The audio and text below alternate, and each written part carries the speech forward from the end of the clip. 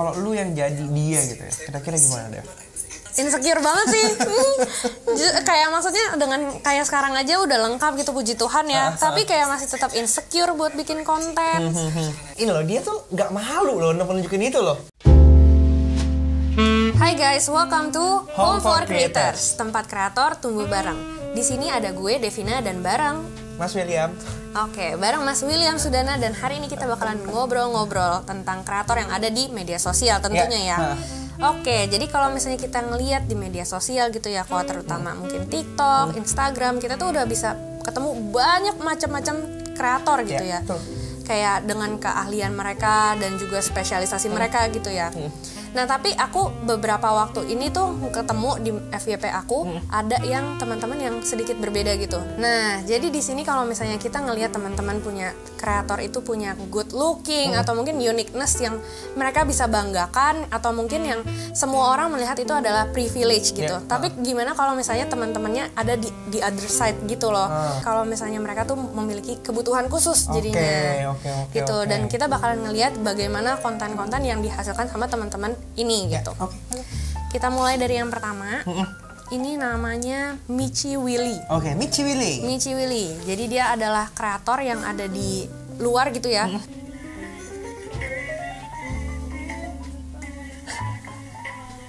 Jadi dia bikin bahkan ini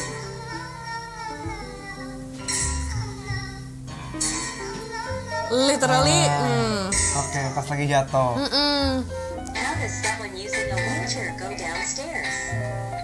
Bener ya, ini kayak kalau ada kayak gini gimana?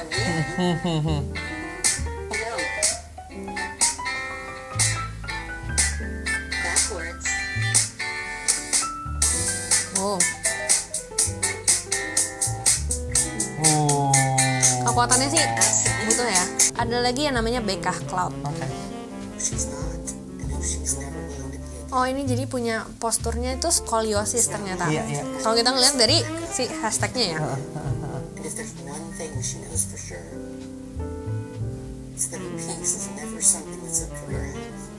Apa sih itu? Oh, kepang rambut. Iya. Oke. Berarti message yang dia mau sampaikan tuh kayak semua orang bisa beautiful regardless of their postures atau mungkin segala yang mereka punya gitu ya. Di sini dia punya 196 ribu followers dan juga sebagai brand ambassador dari Aerie. Ini namanya Footless Joe atau Jack Bertwith. Dia punya 720.000 followers. Oke. Jadi dia udah pakai prostetesis atau kaki palsu. Terus dia tuh video.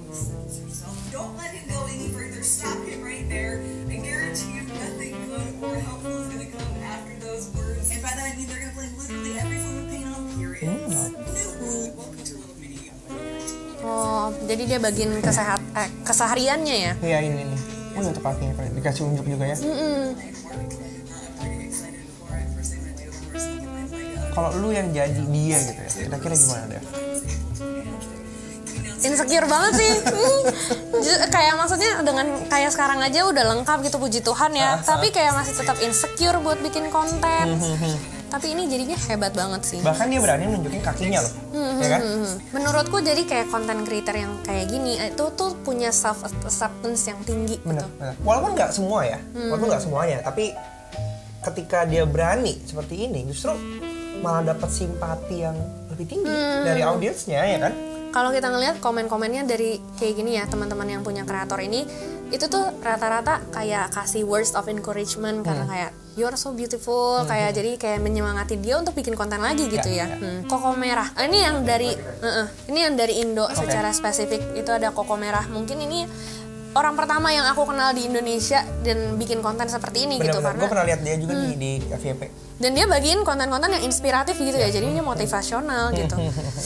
Wow, kita putar dulu nih satu mungkin. Wow. Tapi kalau dilihat tuh kayak ini kumpulan kulit tebal gak sih? Lihat. Wow. Di lantai juga. Baru selesai potong. Wow. Ini setebal itu. Kukunya. Ada gunting kuku. Tapi kalau dilihat Kukunya juga tebal ya. Ini. kumpulan kulit tebal gak sih? Lihat. Sampai di lantai juga.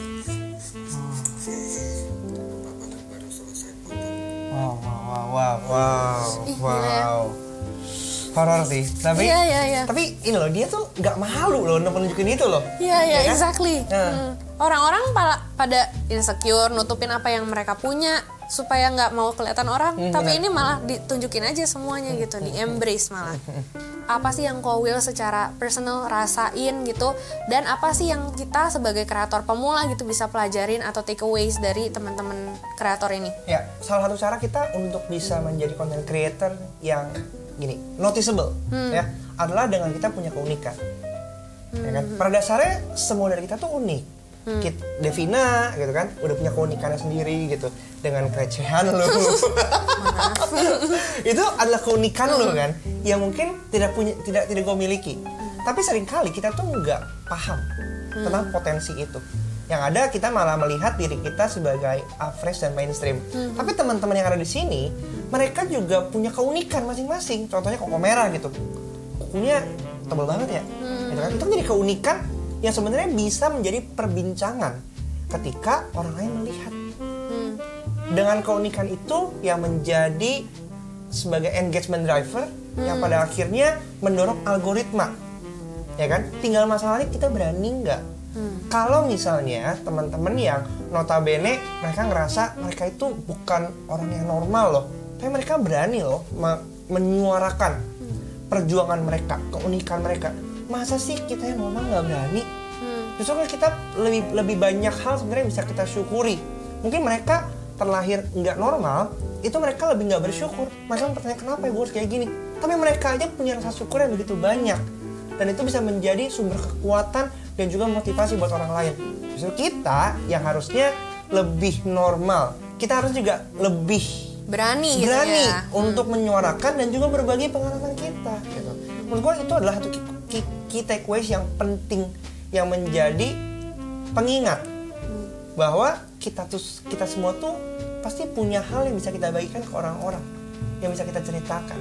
Ya ibaratnya kita di media sosial sebagai messenger gitu ya. Betul. Kita bisa selalu punya sesuatu yang bisa kita bagikan, tinggal kita perlu dig deeper aja mungkin tentang diri kita, tentang apa yang bisa kita bagikan gitu ya. Betul. Dan kalau misalnya kita masih nggak ketemu, bingung kita mau ngapain ya lakukan dulu aja.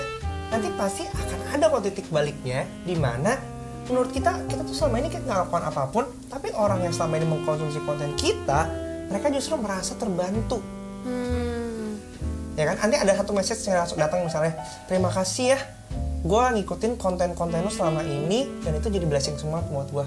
Di situ lo akan jadi debam, ternyata yang gue lakukan selama ini tuh berguna loh buat orang lain. Itu jadi bensin lagi sih, buat lanjutin lagi. Kayak gosip dilempar ke sini tanah jadi wow.